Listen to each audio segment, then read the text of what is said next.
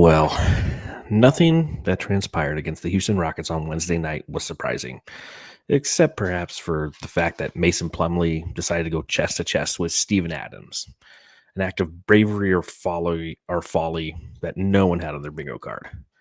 But beyond that anomaly, the night unfolded exactly as expected. Houston, a team that thrives on defensive intensity, set the terms of engagement, and the Suns obligingly played into their hands. 17 careless turnovers, fueled by the Rockets' relentless energy, and with Phoenix missing size in the paint, the league's top rebounding team feasted without resistance.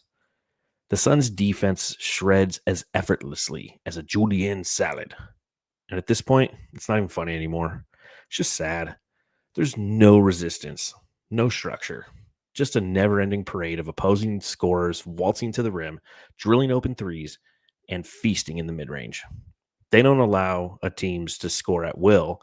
They just roll out the red carpet and hand them a personalized gift basket for their troubles. The effort is inconsistent, the execution is non-existent, and the results are all too predictable. If defense wins championships, the Suns are out here trying to rewrite the script, and unfortunately, it's reading more like a tragedy than a success story. We entered this stretch of the season, and we're at that point where engagement drifts, especially when you're watching the team that can't win games. You watch, but your mind wanders. One eye stays on the game, the other scans for distractions. You remain tethered to the action, not out of hope, but out of habit. It's the Hotel California stage of the season. You can check out anytime you like, but you can never leave. And that's where we're at after the Suns lost yet again. They're now 30-36 on the year, still 2.5 games behind the Dallas Mavericks for the 10th seed, the play-in seed. Dallas loses tonight to San Antonio. They're actively trying to lose games. The Suns are actively trying to win games, and they simply can't. So welcome to another edition of the Suns Jam Session Podcast. Appreciate you suffering along this season with me and hanging out with me. Solo show tonight. Get better, Matthew, not feeling too great, and I can understand where he's coming from. Probably had the same thing I had last week. So get better, buddy. I'll hold it down here and hang out with you Jamsters. Make sure you hit that thumbs up button if you're watching along live or later. If you're listening to the podcast, go ahead and rate us 5-star. And if you're on Apple Podcasts, leave a review. We actually got a couple new reviews. Here's one from DTN520. 5 stars, says yay. Bubble Suns 36 leaves 5 stars, says yay. See, you guys took my advice. I said, just say yay in the comments and leave a 5-star review. We'll read it right here in the pod. Thank you for doing that. I appreciate you guys taking a little time out of your day to support the pod, support us here at the Suns Jam Session Podcast, because Lord knows we could use all the support we need. It's been a rough season. 16 games left. Can't get here soon enough. But we'll talk about everything that happened tonight in Houston. Make sure if you got something that's teeth cracking cold to pop it. Got to go gentle because I do that right over my keyboard, and that's not a good thing. Cheers.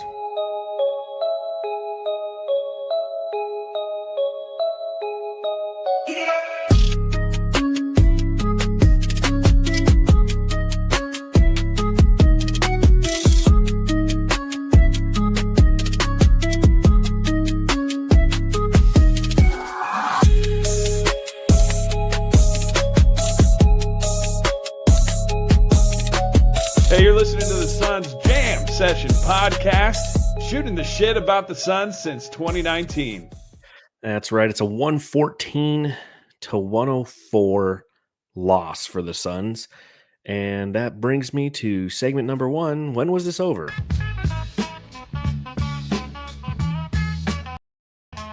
When was it over? You know, in my opinion, this one was over before it began. I wrote the preview for brightsideofthesun.com, and when I was taking a look at who the Houston Rockets are, they're the top rebounding team in the league, and guess what the Suns have a hard time doing? Rebounding the ball. They're the top points in the paint team in the NBA. Guess what the Suns have a hard time doing? Rim protection. And they were the top team to score second chance points, something that the Suns give up at will, kind of due to the first two reasons. So before this game had even started, I saw no world where the Suns were going to win this one. You also add to the fact that Houston is scrappy. They're the third defensive rated team in the league. And while that's dipped a little bit since the All-Star break, they've dropped to 7th in that time span. There's still a team that possesses that grit and that tenacity on the defensive end that is going to fluster a team like Phoenix that's unbelievably turnover prone, that doesn't have the ability to hold on to the ball, that doesn't have the consistent ability to be an effective ball security team. You get up in their grill, you body them up a little bit, like we saw against Memphis, right? I mean, it's back-to-back games against teams that are just designed to beat the Suns. What beats the Suns? Youth. What beats the Suns? Physicality. What beats the Suns? Themselves. All those things factor in to what Phoenix has issues with. And when you play Houston, I just didn't see it happening. You couple that with the fact that the Houston Rockets are the team that has the Suns pick next year. So that's just an added little bit of salt and pepper on top of the entree for them. You go out and you beat this Suns team, you push them further down the standings, you might have an opportunity to have a lottery pick because you own Phoenix's pick, because the Suns levied their entire future to get this version of the Suns team. And they're 30 and 36. And there's a Slack channel that we have for the site managers at SB Nation. And it's kind of become this running joke of, who has it worse? Because obviously the Dallas Mavericks site manager, Kirk Henderson's in there. And he's always, for obvious reasons, following the Luka trade, just expressing his frustration and disdain. And he asked tonight, he's like, he goes, how's your season going? After putting forth a tweet that says, that was talking about more of the internal issues that the Mavs are having. I'm like, well, how's our season going? We're below you in the standings and we're paying $41 million to do so. And if you add the taxes to that, the Suns are paying like $280 million more than the Mavericks, and we're still below them in the standings. And, there's no comeback to that. It's like, yeah, well, we just traded Luka. It's like, yeah, we know, but like, you guys are trying to suck, and like, we're trying to win, and we can't cross that barrier. I've said it over and over this season that the identity of this team is they can't, when they play, there's always one aspect that they just do unbelievably bad at. If their offense is clicking and their defense is clicking, they turn the ball over. If their defense is clicking and their ball security is going just fine, they can't hit a three-pointer to save their life. And that's just kind of that's the identity of this team this season. So you take a look at tonight and, kind of what's the why? Why did we lose this one? For reasons I said at the top of the pod, turnovers, 17 of them. That's never going to help. Jalen Green is somebody who feasts on Phoenix too because of that quick first step. He can beat everybody off the dribble except for Ryan Dunn, who actually played well and because he actually got minutes tonight. And we'll talk about him a little bit later. But our point of attack defense is so poor that you allow a player like Jalen Green, who can go left or right and beat you off the dribble with the first step every time, that he's living in the paint. He's getting to the rim at will. And in this case, he goes for 29 points. Like it's nothing. Also 10 of 11 from the line because he's attacking the cylinder. He's putting pressure on the Suns. So you couple that with the fact that Nick Richards isn't playing, which is something that Mike Budenholzer must have absolutely loved, right? He's like, oh, dude, Richards isn't playing. I get to start Plumlee. I can't wait, man. I can't wait. And Plumlee goes out and pretty early on, I think it was the second quarter, gets into a fight with Steven Adams.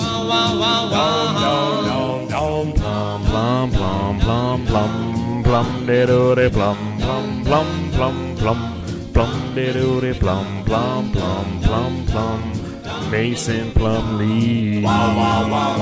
Like Steven Adams, that's like the last guy in the league that I'd try to get into a fight with. And when you go back and you watch the highlights, I'm sure many of you did because you watched the game and now you're hanging out here, or you didn't and you're listening or watching this later. Go back and watch the highlight. You can't miss it. It's like all over the internet. It was just a weird interaction. Like Steven Adams kind of locked down Mason Plumlee's arm. Mason Plumlee tried to walk out of it. Steven Adams is a brick shit house and didn't move. So then he just kind of arm barred him in the neck and he kept pushing him. And everyone, it's funny because people are like, oh, Mason won that fight. It's like, watch it. If you watch, Steven Adams eventually just puts his arms around him and then he grabs him down. It's not like Mason Plumlee pushed Steven Adams over. Steven Adams just kind of grabbed him and like suplexed him pretty much. And somebody's like, well, he won the fight. I'm like, yeah, but we lost the war because we are the ones who have issues with depth and rebounding. And with Nick Richards out now, Mason Plumlee out, we're going to see a ton of Oso minutes. And we'll talk about how Oso played here momentarily. But like, what are you doing? What are you doing, Plumlee? Like, is he like, does he have the right idea? Like, is he sick of watching this team too? He's like, dude, the best way to get out of this game is just like, it's like he just went to jail. He's like, I'm going to pick a fight with the tallest guy in the yard, and maybe I'll garner some respect that way. But they both get ejected from this game. And it was kind of just a weird moment where like, what the fuck is Mason Plumlee fighting Steven Adams for? And it brings me to the thought process about how this team, the Suns, they're kind of assholes right now, right? Like every game they're getting in some skirmish, right? Like they're like, is this a fake tough team? Are the Suns a fake tough team? Let me know what you think in the chat. We've talked about fake tough guys. I think Dylan Brooks is a fake tough guy. The more I mean, they have a patent pending on fake tough. They spell it wrong, and that's why it's still pending. But the Suns are just a team that like they're pesky, but not in a good way, right? Like Memphis is a pesky, annoying team. Houston's a pesky, annoying team, but they can back it up especially on the defensive end. Like if you get into a skirmish with them, they lock in defensively and they shut you down because of it. And the Suns are just like getting into skirmishes, and then they're like, hey, man, by the way, just come right in the paint, man. Again, here's your gift basket. Hope you like soap. We've got plenty of soap for you. And I don't know. It's just kind of this weird identity for this team. It's a weird thing with Mason Plumlee right there. The other thing that drove me crazy in this game, just the boneheaded passes again, just continual, Kevin Durant, 5 turnovers. Royce O'Neal had 2. Oso Ighodaro had 3. 2 by Booker, 2 by Beal. And it's like every game they're running a live experiment to see just how creative a turnover can get. Like blind cross-court passes, check. Dribbling directly into triple teams like Booker did tonight, absolutely. They're trying to thread a pass through a defender's rib cage like it's a magic trick, you bet. There's one play where I forget who it was. They just threw it to Durant. Durant just kind of takes his eye off the ball like he's a wide receiver who's looking out for somebody coming over the middle, misses the ball, hits his foot, goes in the backcourt violation. Like at this point, they should just start listing turnovers as official team assists to the other team for Phoenix, because the way that they do their turnovers, they're live ball turnovers that lead to easy points for the opposition. 17 total turnovers led to 18 points in this one. Fast break points were even at 15-15. But every night, it's just so predictable and it's so frustrating, right? It's like when you watch football teams and when your football team turns the ball over and you lose games because of it, it's the absolute worst, right? Well, geez, it's so frustrating to see it time and again. And that's kind of where the Suns are at. I mean, we just throw the ball away for sport. But it's not all bad, right? Tell me something good.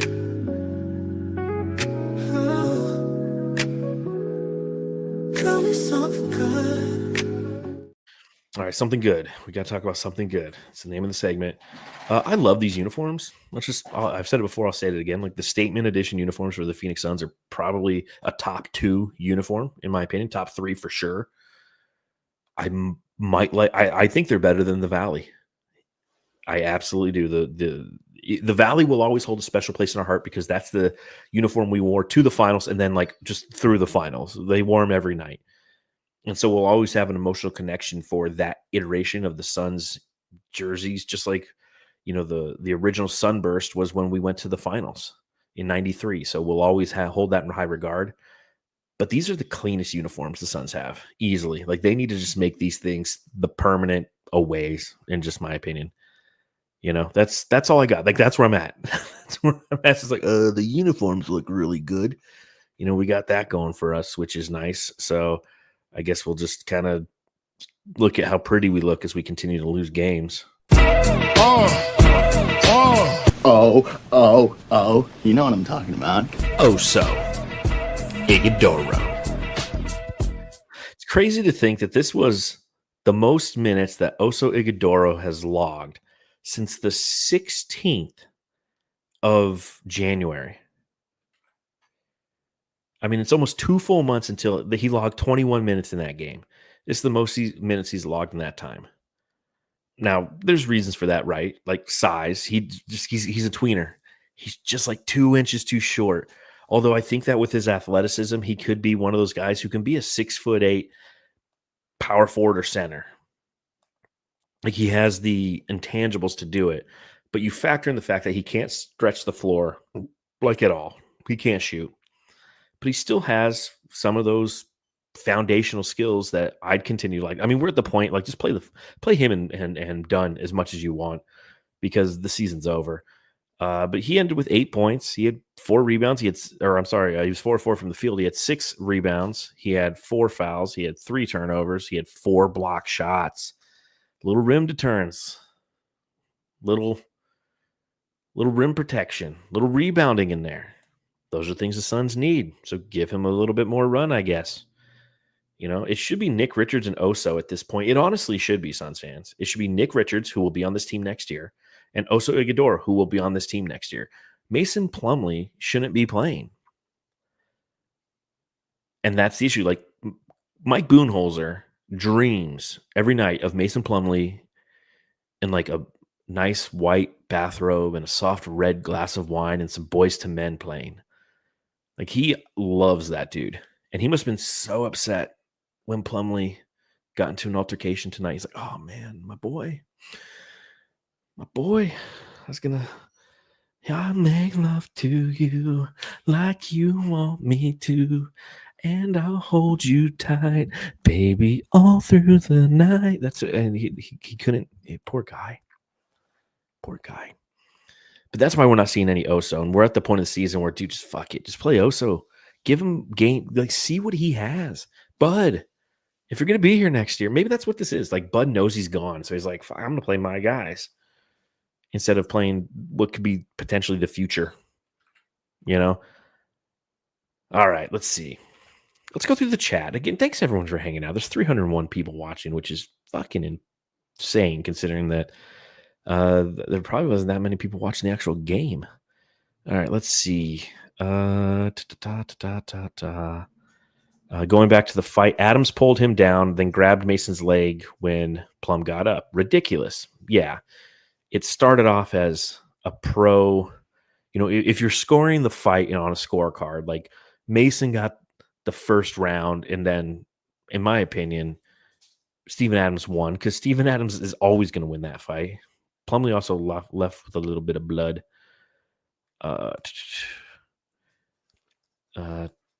Tainted, ain't it?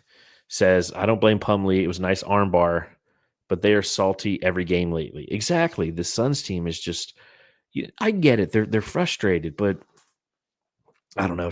It doesn't matter. Just keep going for it. I don't care anymore. They're frustrated. Like D-Wig 24, they're just frustrated. Yeah, so are we. Seth Logan, we can't even claim fake tough. We're zero tough. Don't even front toughness. Saul, I just noticed no one jumps in for their teammates. No one helped Plumlee nor Katie in the last game. The squad is not a team. 100%. Same thing. Like Katie was right there, standing next to Dylan Brooks during this one. No one's getting in there and pushing and shoving. That's what teams do. Not our team, because they're not a team. Hey.0. I will say hire Sam Cassell for next season. He is young and has championship experience. Can also help the guards. I was having this conversation, and I've mentioned this a few times on the pod recently, but I'm not in the mental stage yet to really just go in full on talking about what we need to do to fix this team this upcoming offseason, or even necessarily fix this team much this season. It's like I said, to fix this team, you're not fixing this team right now. So give the young guys some run and just call it the last 16 games. Like, just get us to the finish line. Just the warm smell of colitas rising up through the airs, right? But at the same time, I'm already starting to have those conversations with friends, colleagues about what the Suns need to do. And I'm right there with you, Hey. Like, if we fire Bud, which I vacillate on, sometimes I'm so frustrated and say yes. Other times I'm like, dude, you stay the course. You need stability somewhere, some way, somehow. Maybe if we put together a better roster that has some defensive firepower in it, this team can be productive. But I like Sam Cassell as a hire. If Sam Cassell is available to be hired, coming off that Celtics bench, I agree. And also young, hungry. I don't know, but ain't that hungry. He's won a championship. He's been in the game for a long time. He took a year off because of some personal reasons. He came back, and this is what he gets. He's probably like, get me the fuck out of there. John Doe, 16 more games till we can Dr. Kevorkian in this team. Old school reference. And I assume a lot of you are old school listeners and watchers, so you get that reference. I don't think a lot of 18-year-olds are coming to the podcast be like, dude, no cap. This team is skibbity. Fuck. Let's see. I see a lot of Oliver Miller comments. I'm going to talk about Oliver Miller here shortly. Hey.0, just play the G League players with completely agree. Hey.0, Monty had Shamet, Vogel had Eubanks, Bud has Plumlee. Yeah, every coach has their guys. It's just annoying because it seems to be like really untalented guys. Also remember, Monty loved Eli Okobo. Before Shamet, there was Eli Okobo. Eli Okobo walked so Shamet could run to that like $10 million a year contract. Aussie Suns fans, I have undertaken a full review of Suns operations from top to bottom, and I have discovered the issue. Okay. We have a self-absorbed, selfish group that is shit. Okay. I think a lot of people would kind of agree with you. That's kind of the mode of the mood of the fan base. A lot of people in the fan base thinks that this is a team that is very much about me versus we. And it's the intangible thing. It's the little things that you notice. That make people think this, right? It's like the fights, right? Like everyone just watches. No one gets in there. No one's standing up for their teammates in that capacity. Those are things that could be construed as, me versus we. I vote CP3 as head coach by Saul, as does Aussie Suns fans. Hashtag coach CP3. And that's it for comments right now. Let's see. Who else did I want to talk about? Oh, we got to talk about the fact that we actually got some time from Ryan Dunn. Dun, dun, dun, dun, dun, dun, dun, dun. Dun, dun, dun, dun, dun, dun, dun, dun, dun, dun, dun, dun, dun, dun, dun, dun, dun, dun.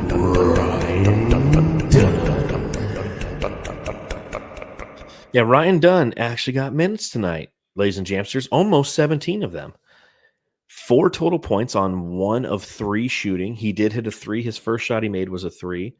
Had a couple of rebounds, a couple block shots. He was a -9, and so people will look at that and just be like, oh, see? But I'll tell you, defensively, he looked good again. He looks good as a defensive player. Play him. Just fuck it. Just play him. I honestly, I don't know. It's frustrating. And I'm just regurgitating what a lot of people say, myself included, night after night.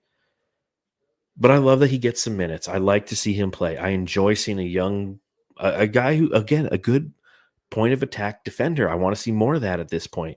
Is he going to be the answer? Is he going to be the person who wins us a championship one day? No, but he can definitely be somebody who is an ancillary piece that is vital to a run. So why not? Because Budenholzer, that could be Plumlee's minutes. What about Mason Plumlee? Bradley Beal had the best offensive game in this one.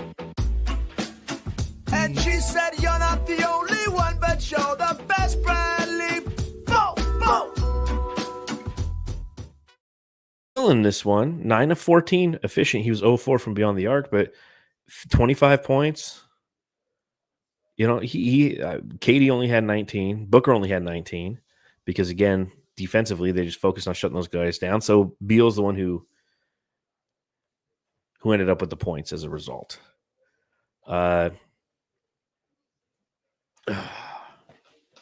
Bradley Beal.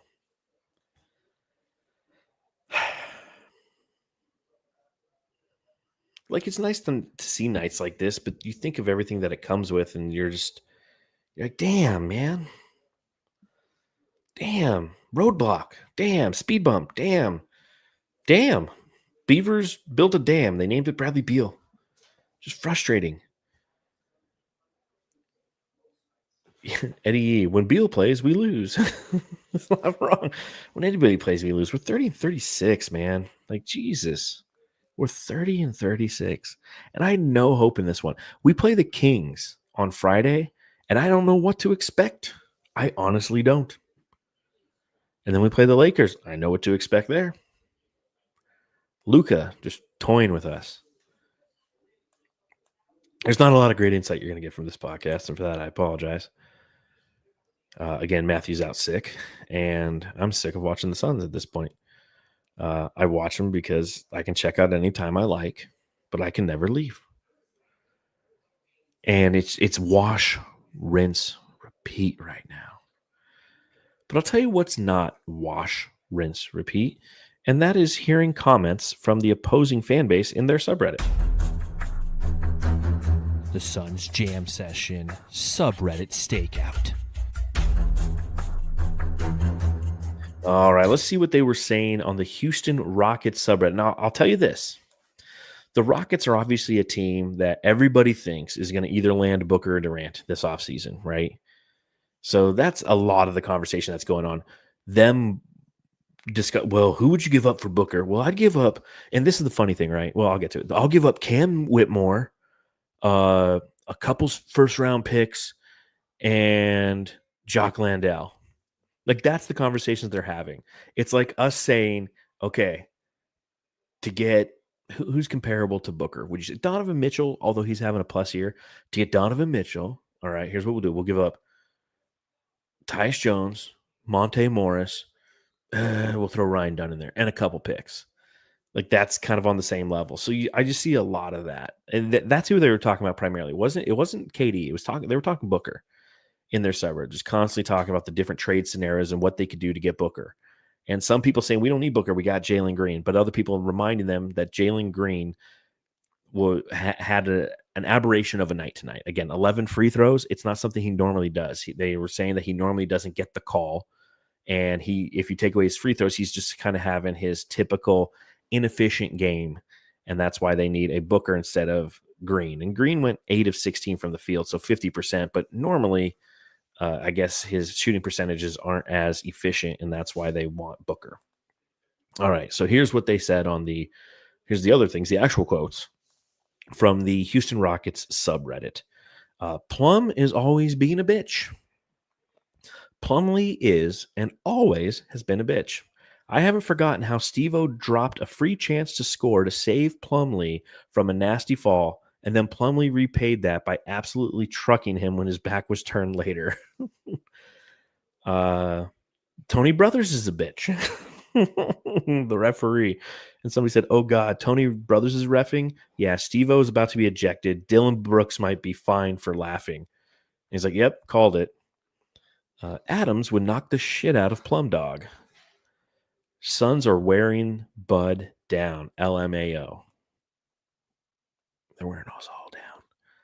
Need to build a decent lead here because KD and Book will get hot at some point. That's another thing that you constantly see when you monitor the opposing team's subreddit. That statement right there. It's like, dude, we got to get out ahead because Booker and KD can go off at any time, which is true. Both possess the offensive ability to put a run on you. And if they start feeling it, watch out. We've seen it. KD in that miraculous comeback, which again, our only wins are like miraculous wins right now, right? We beat the Jazz, yeah, but it took a Grayson Allen 3 to send it to overtime. We beat the Clippers, yeah, but it took 19 points by Kevin Durant in the fourth quarter to come back. I mean, the only way we win games now, we beat Dallas, like, yeah, they had 3 guys. Like, it's like there's always we don't just go out and just beat a basketball team, right? There's always got to be some extra circumstance attached to it. But again, opposing teams think that the offensive firepower that Booker and Durant possess is something they need to be worried about. And it's not, because our defense is non-fucking existent. That's what again, I don't expect opposing fans of in their subreddits to know this about the Suns, because I would too. I'm like, oh shit, man, they got Kevin Durant, Devin Booker coming here, man. We better build up a lead. What they don't realize is like, it doesn't matter because you're going to be able, you can continue to build your lead because there will be no giving up of the lead because the Suns defense is literally a team of matadors. Hole, hole, hole. Like this game, it's a 111 to 104 final score, but Houston was up by as much as 17. I mean, they controlled this entire game. This entire game, they were in control. I think the Suns were down, like 5 at halftime. You're like, yep, that's ball game. Maybe it was 7, but that's just the Suns, man. Their defense is so bad. And then the last comment. Oh no, I had more. Oh yeah, the last comment for the subreddit stakeout for Houston. This Suns team is low-key depressing. The Suns Jam Session subreddit stakeout. Fucking hashtag no shit, right? Here's a stat. Ooh, dang, stat me.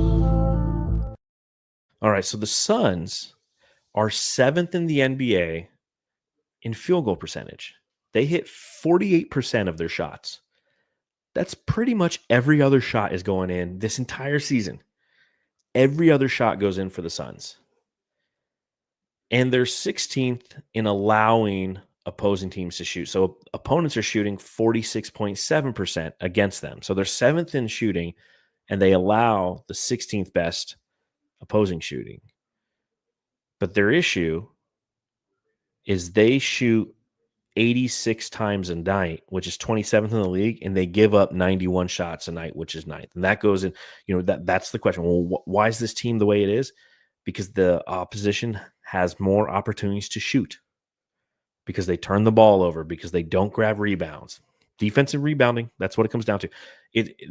Writing the preview for Bright Side of the Sun, that's literally what I said. There's always a section in there, right? It's like, here's the matchup details, here's the uniform matchups, here's who's starting, here's the lineup, here's what to watch for, and here's the keys to a Suns victory. And every night I write the same thing. I'm like, defense and rebounding, that's all that matters with this team. Because again, 48% shooting from the field, this team is a good offensive team, but their defense is bad. All right, if you have any questions, go ahead and put them in the chat right now. I'll do a quick little Q&A with any questions you might have before we do the Jam Star and then get the hell out of here. I'm going to start with Joe Mina 36 on Instagram. Says, do you think there's a chance of the Suns making the play-in tournament even if Dallas lose their games? I don't think so. The Suns are 2.5 games out. There's 16 games left. So there's definitely a possibility, because Dallas, they're one of the worst teams since the All-Star break for obvious reasons. Trading Luka Doncic, injuries to Anthony Davis, injuries to Kyrie Irving, injuries to, I think their ball boy got hurt. The guy who mops the floor, he's out. And the person who fills up the sodas, they're out too. So they have every reason to just tank out of this bitch. But the challenge that the Suns have is they have the toughest remaining schedule, and they can't win ball games either. They're 2.5 games behind Dallas with 16 to go. And our schedule, we play the Kings, like I said, and then we play the Lakers. And then after that, it gets even more fun. Let's see here. Let's pull it up. Then it's the Raptors and the Bulls, and that's an opportunity for Dallas. But during that time frame, watch and see what Dallas does. If they win a game during that same time frame, they're going to kill themselves. But then it's the Cavs, best team in the NBA, the Bucks, the Celtics, on the road in Minnesota, hosting the Rockets, on the road in Milwaukee, on the road in Boston, on the road in New York, hosting the Warriors, hosting the Thunders, Spurs, Kings. The Suns will probably go 4-12 if they're lucky over these last 16 games. So Dallas would have to, with their remaining games, and they're a half game. So I think they might have one more game. They'd have to go like 2-15 and to lose that 10th seed, in my opinion. So I don't think so. Let's see what other questions we have here. Keith Nettles, how many chucks can a woodchuck, if you know the rest? 7. Saul, John, where so the Suns trade KD to? Where do the Suns trade KD to? I would like Şengün and picks for him. I don't know yet. There's Arizona Republic, Dwayne Rankin said something earlier this week that the Suns are looking for like a young player and first round picks, and it would most likely involve a 3-team trade. So you'd probably get a couple picks, a pick from one destination and a player, then a couple other picks, and then moving a few guys around to try to make the math work. And the nice thing about that is if you move off of KD or Booker or preferably Bill, you fall under the second apron, which the Suns have to do. That will happen this upcoming offseason. And that's what, as much as I'd like to continue to build around KD and Booker, and Beal was gone, that's not going to happen. So therefore, you have to most likely move off of KD. Who do I want back for him? I don't know yet. Like, I like Şengün.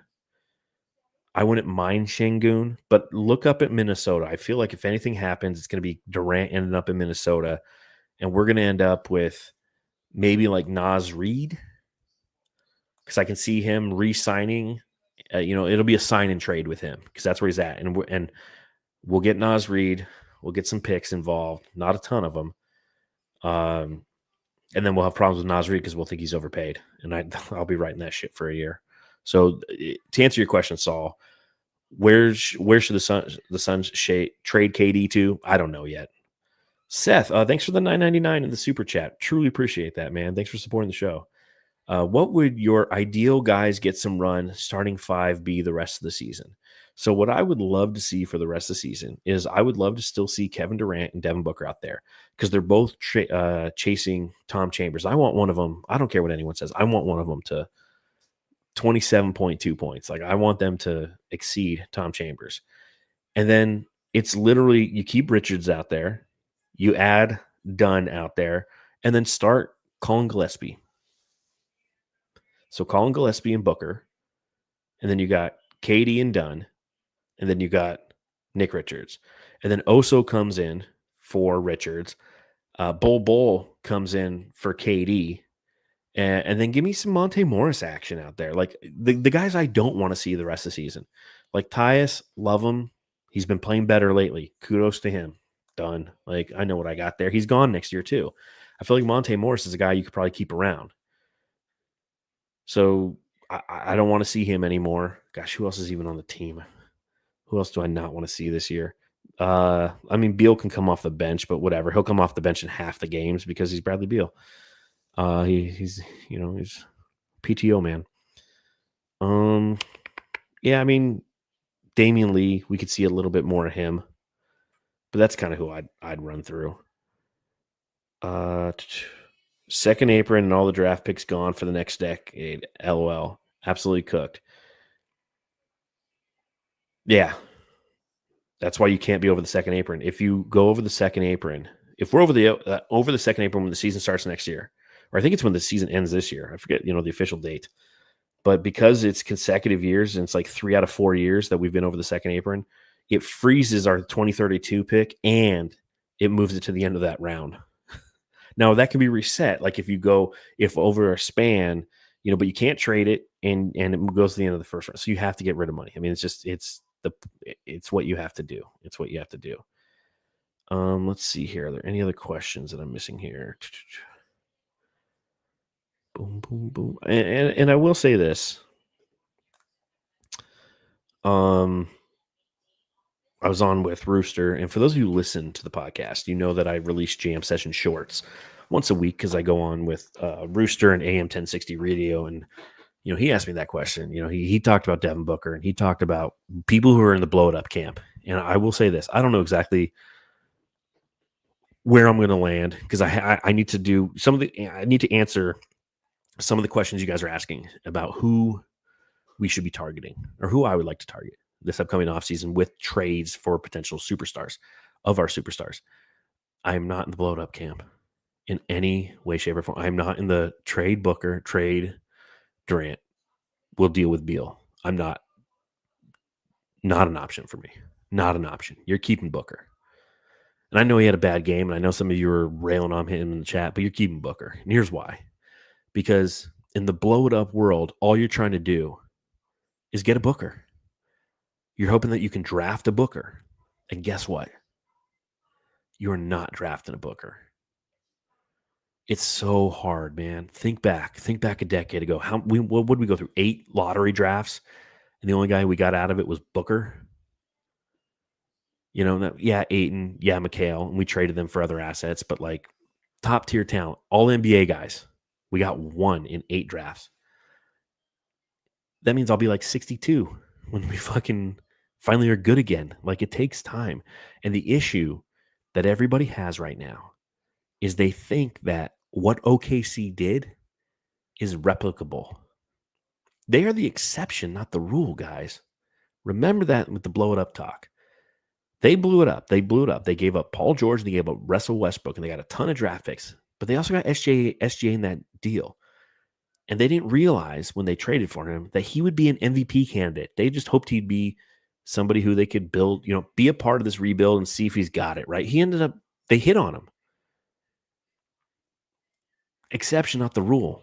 For every OKC, there's a Bulls or a Hornets or a Wizards who trade big guys, move everybody out. And then next thing you know, they're still just standing there with nobody.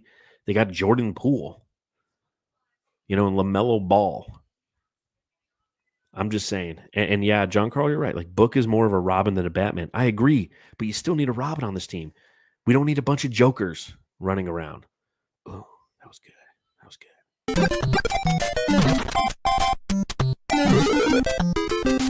Jam Star of the Game. All right, Jamsters, subscribe, rate, review, hit that thumbs up button. Let me know who your Jam Star of the Game is. Shit. Aussie Suns fan gives it to Bradley Beal. Hey.0. I knew SGA would be a star when I watched him play with Chris Paul. Cool. We could use you in the front office then, because you can identify who future NBA MVPs are going to be. I'm going to give this one to there's no Jam Star in this game. There you go. No Jam Star. Yeah, Saul says plum dog for his quote-unquote fight. I've decided that I'm going to start watching cricket. That's where I'm at. That's where I'm at this season. This season's so bad that it makes me just want to watch cricket and like old baseball reruns. Cortez delivers. Freeman hits the ball to right field. She is gone! Now I'm happy again. All right, I don't know if I have much more in me. Thanks for hanging out, though. I appreciate it. I appreciate that you pressed play, that you decided to listen to the Suns Jam Session podcast, and you continue to do so. Like, it still blows my mind. So thank you for that. We'll be coming live on Friday. We play the Kings. I'll be at that game. covering it for Brightside. So Matthew will probably be running this bitch. I'll probably check in at some point, maybe on the drive home kind of thing, and tell you why we lost that one. So until then, go home and love your family and start watching cricket. Watch out for them wickets, and you gotta know who the bowler is. And there's things called overs. It's like, dude, 10 wickets before 50 overs. I don't know what I'm talking.